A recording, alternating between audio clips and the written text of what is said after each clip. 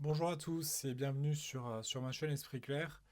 Dans cette vidéo, je vais vous parler de quand est-ce que c'est la bonne décision d'arrêter son antidépresseur et est-ce que c'est le bon moment. Voilà, donc je vais vous parler un peu de tous ces thèmes-là, donc autour de l'arrêt d'un traitement lorsqu'on veut retrouver son autonomie. Voilà, concrètement, comment se dire est-ce que je suis prêt, est-ce que c'est le bon moment, comment je dois en parler à mon psychiatre. Donc euh, voilà, on va voir tous ces thèmes-là. Donc c'est parti, on va aborder le sujet. Alors tout d'abord, lorsqu'on va arrêter un traitement, alors bien entendu, il faut en parler avec son docteur. Moi, je ne suis pas docteur, je suis là pour vous parler de mon expérience. La première question qu'on peut se poser, c'est euh, est-ce que si j'arrête, il y a une rechute? Puisque si on a commencé un traitement, la raison principale, c'est qu'au début, il y a eu une dépression. Ou du moins de l'anxiété peut-être, parce que des fois on prescrit aussi antidépresseurs pour de l'anxiété. Donc ça dépend du temps qu'on l'a pris, bien entendu. Si on a pris 1 an, 2 ans, 3 ans, bon, ça sera pas. Disons que ça va avoir une influence hein, dans la prise de décision, puisqu'il faut savoir qu'un traitement, au bout d'un certain temps, il va commencer à moins faire effet, ce qu'on appelle un peu la tolérance. Donc il va falloir monter la dose. Euh, il y a des études qui ont été faites pour dire qu'à long terme, les antidépresseurs, il valait mieux éviter puisque ça a plus d'effets négatifs que positifs.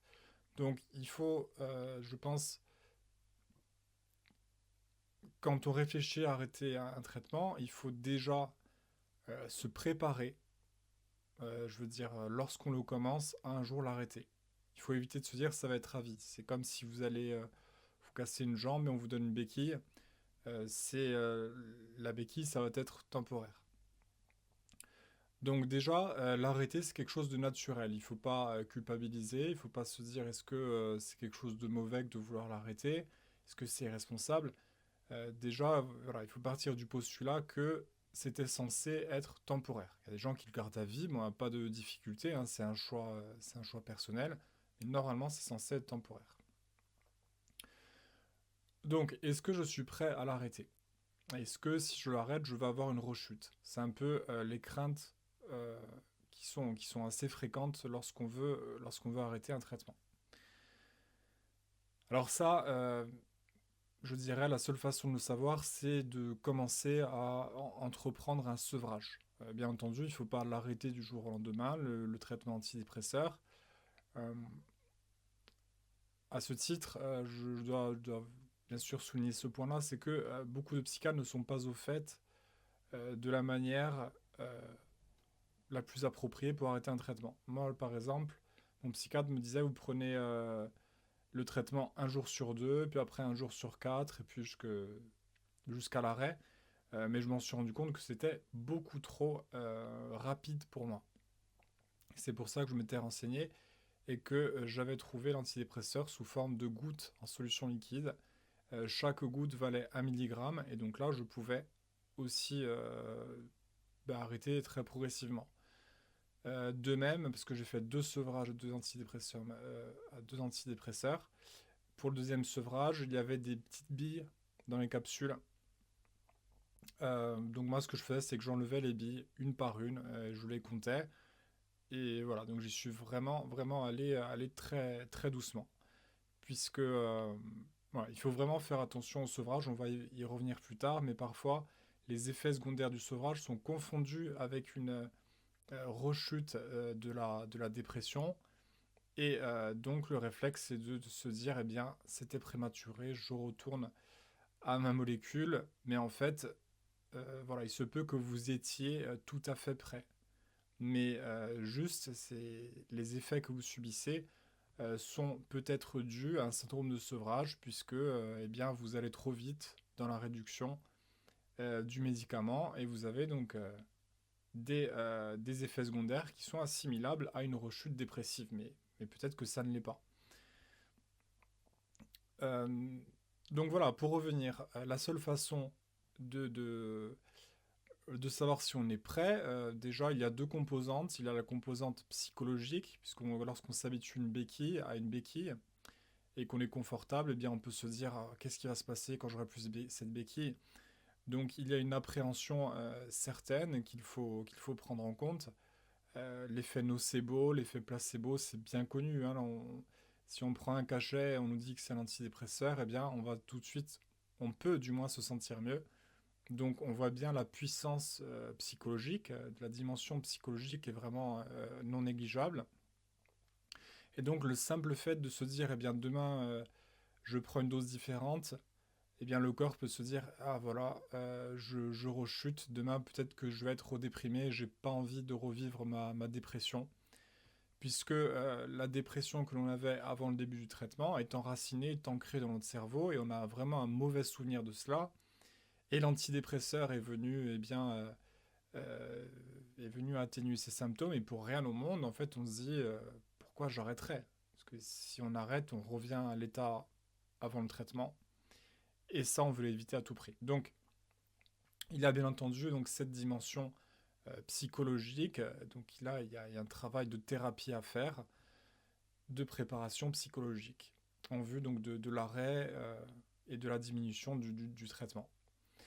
Ensuite, il y a une dimension purement clinique, et cela, il faut en discuter avec votre psychiatre, hein, de mettre un plan concret et très progressif.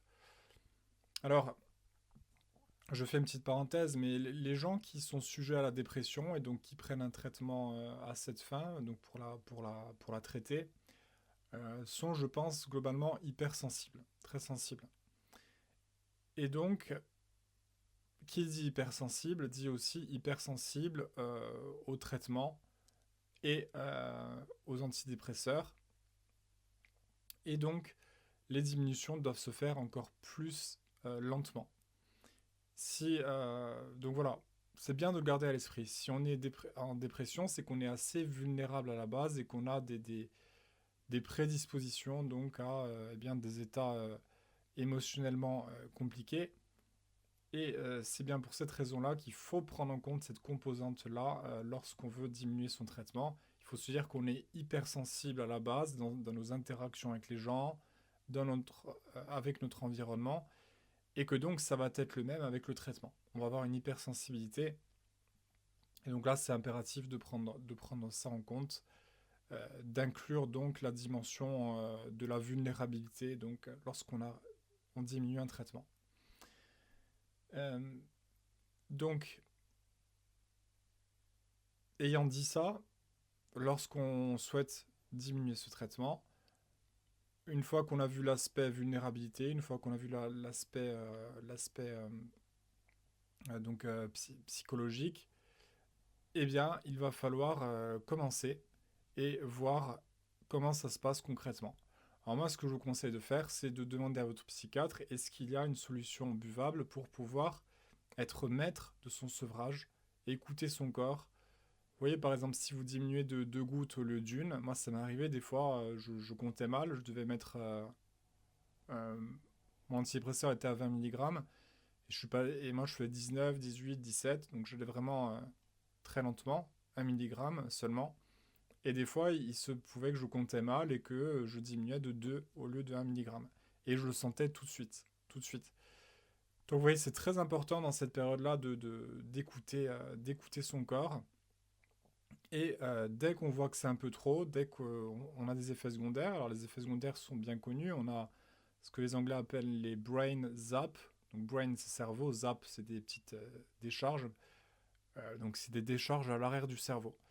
Euh, Aussi, alors on peut se sentir très tendu lorsqu'on arrête on diminue le traitement.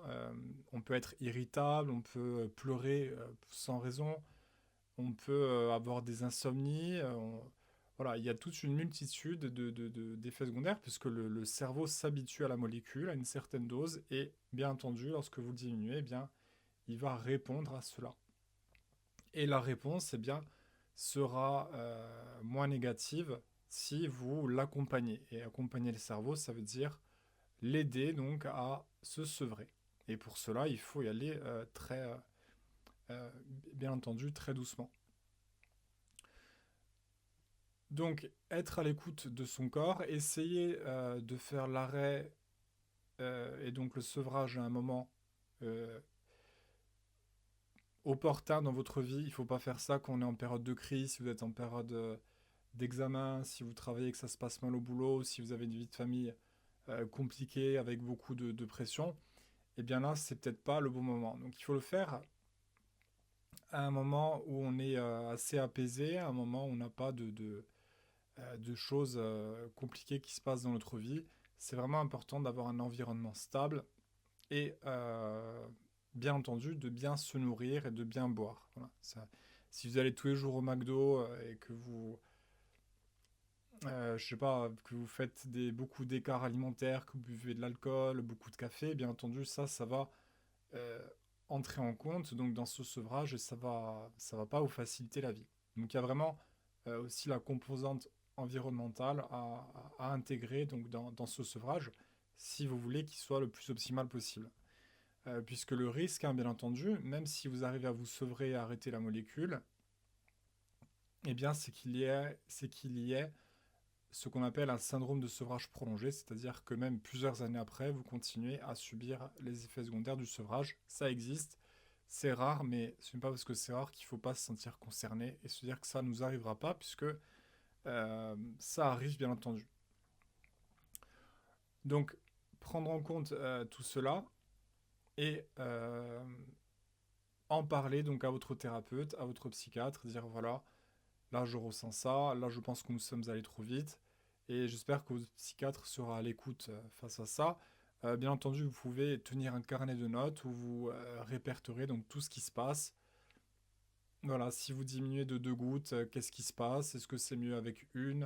Est-ce que vous dormez mieux? Euh, voilà, si vous diminuez d'une goutte toutes les 2 semaines et que ça va, ben, peut-être qu'après vous allez vous dire ok, maintenant je fais toutes les semaines.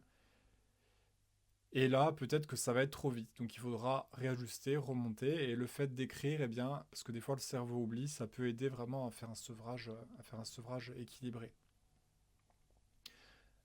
Alors sachez bien sûr que l'intention, la volonté de vouloir arrêter un médicament, c'est une décision très saine, dans le sens où eh bien, vous voulez vous autonomiser et ne pas être forcément, je dirais, institutionnalisé et dépendre des gens, puisque dépendre d'un docteur, c'est pas forcément agréable. Donc c'est vraiment une volonté de reprendre le contrôle de votre vie. Donc ça, c'est quelque chose de positif. Bien sûr, il ne faut pas que ce soit prématuré, il ne faut pas oublier que c'est peut-être le traitement qui fait qu'aujourd'hui vous êtes comme ça, et que eh bien, si vous ne l'avez plus, peut-être que voilà, vous aurez une rechute. Donc ce que je veux dire par là, c'est que le, le traitement peut-être vous aide beaucoup. Et il faut bien sûr réaliser cela. Et si aujourd'hui vous en êtes où vous en êtes et que vous n'êtes plus en dépression, c'est peut-être, hein, pas totalement, mais peut-être en partie grâce au traitement. Donc il faut reconnaître l'aide que ça apporte et juger à partir de cela. Donc si des fois, vous savez, c'est comme si on prend un traitement, on n'est plus déprimé, on dit ah ben ça y est, je suis guéri, je peux arrêter. Mais en fait, la raison pour laquelle vous allez mieux, c'est parce que vous prenez le traitement. Euh, mais tout de même, je pense qu'un jour, la décision, ou du moins la réflexion, doit intervenir quant à l'arrêt du traitement, puisque, je vous le disais tout à l'heure, ce n'est pas censé, d'ailleurs c'est déconseillé de le prescrire pendant de nombreuses années. Donc soyez, encouragez-vous et saluez cette décision de votre part que de vouloir être libre et de laisser un peu de répit à votre cerveau, hein, parce que c'est des molécules assez puissantes.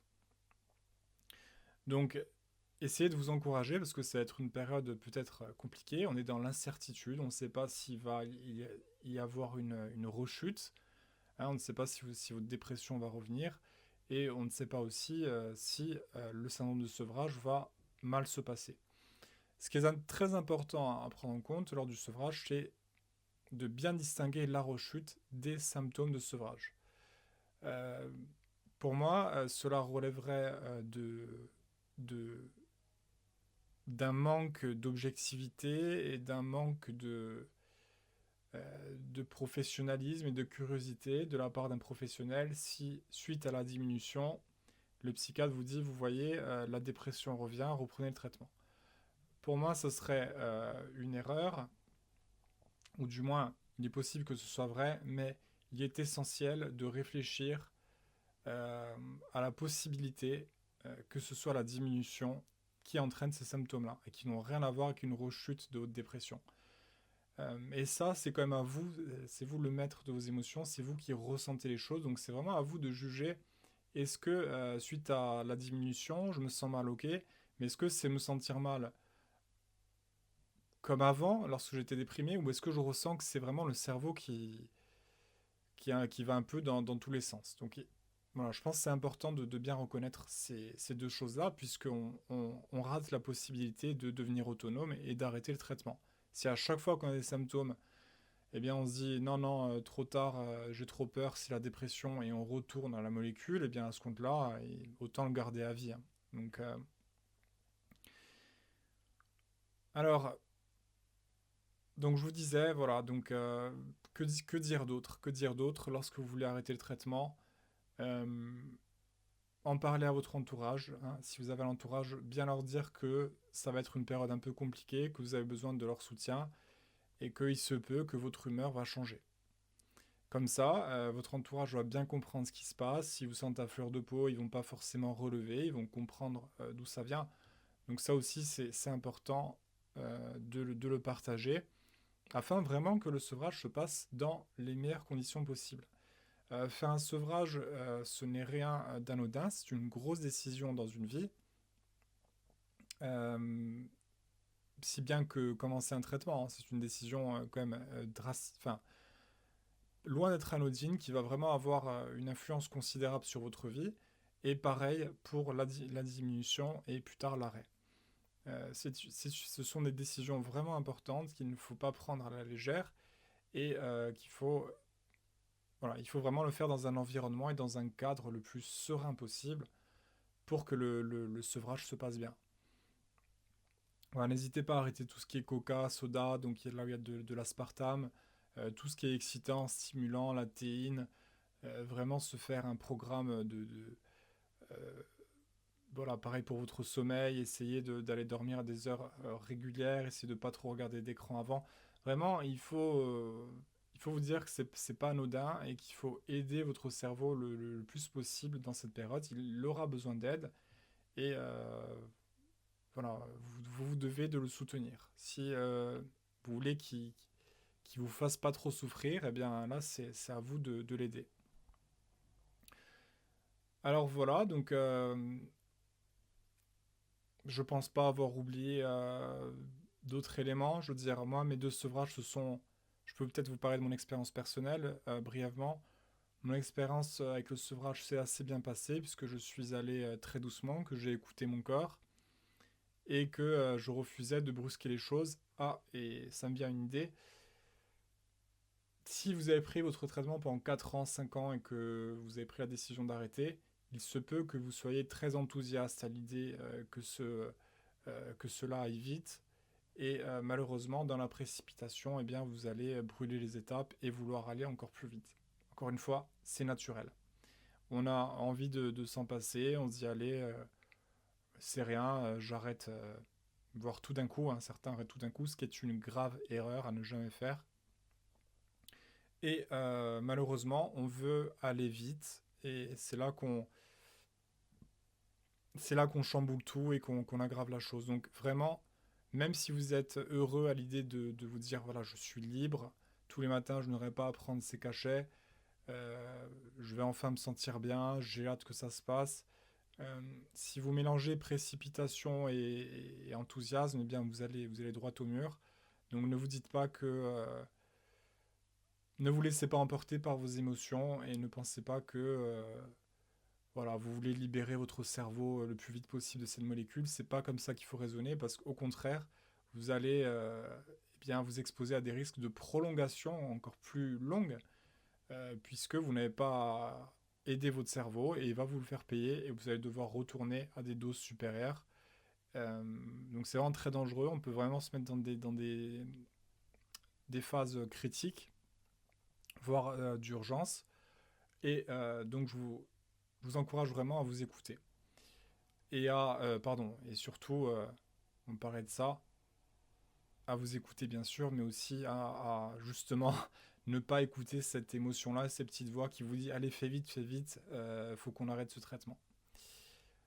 Euh, donc voilà, je vous disais, mon sevrage s'est bien passé parce que je me suis pas précipité et j'écoutais vraiment mon corps. Et dès que je voyais que j'étais allé trop vite, eh bien, je n'hésitais pas à remonter une autre dose. Et mon sevrage, moi, s'est fait sur plus d'un an. Donc vous voyez, je suis allé vraiment très lentement, mais il n'y a pas d'autre solution si vous voulez éviter un sevrage compliqué. Bien que des études ont montré que malgré un sevrage lent, euh, il y a des cas où les effets secondaires et les syndromes de sevrage prolongés même seront là. Donc vous voyez, ça ne garantit pas les choses, mais on atténue considérablement le risque en faisant un sevrage lent.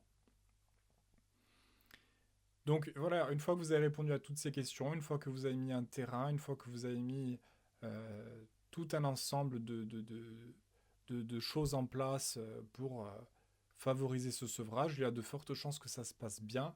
Et moi, j'encourage les gens à se libérer. Bien sûr, il faut en parler à son psychiatre, ne pas faire les choses seul, ne pas se transformer en scientifique. Si vous avez la chance d'avoir un psychiatre qui s'y connaît dans ce domaine, eh bien là, c'est le jackpot. Hein, donc n'hésitez pas à travailler en équipe. Hein, si vous pouvez faire un travail d'équipe, c'est encore mieux. Moi, malheureusement, j'en ai pas trouvé des docteurs comme ça. Mais si vous en avez un, vraiment faites un travail d'équipe. Et là, ça peut être très, très bénéfique. Si vous n'avez pas la chance de le faire, n'hésitez pas à écouter les témoignages des gens, à regarder les forums. Voilà, je veux dire, les patients sont tout à fait légitimes à exprimer leur point de vue, leur expérience. Si ce n'est plus, des fois, parce que les psychiatres ont appris, hein, ils prescrivent, mais ils n'ont pas expérimenté les choses comme nous le faisons nous. Donc, après tout, je vois pas qui serait plus à même que nous à nous exprimer sur le sujet, puisque nous les consommons et on n'a pas lu des livres dessus. Voilà, je pense que l'expérience prime sur la compréhension intellectuelle.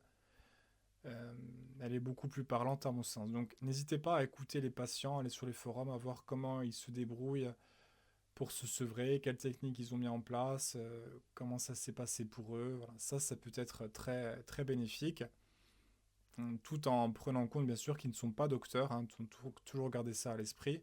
Ce ne sont pas des professionnels de la santé, mais ils ont une légitimité énorme pour moi. C'est pour ça que d'ailleurs que je fais ces vidéos, hein, parce que moi je me sens légitime à parler du sujet, bien que je n'ai pas fait médecine. J'en ai pris pendant de nombreuses années, et donc je souhaite vous transmettre ce que j'ai pu apprendre afin que vous évitiez les erreurs que j'aurais pu commettre et qui sont commises très régulièrement par les gens qui veulent arrêter le traitement. Donc écoutez, voilà, ça sera tout pour cette vidéo. J'espère, c'est la fin d'année, donc je vous souhaite à tous de bonnes fêtes. Et je vous souhaite aussi beaucoup de courage dans cette entreprise. Concernant l'arrêt du traitement, n'hésitez pas si vous avez des questions à les laisser dans les commentaires. Et moi, je vous dis à bientôt donc dans d'autres vidéos. Prenez soin de vous.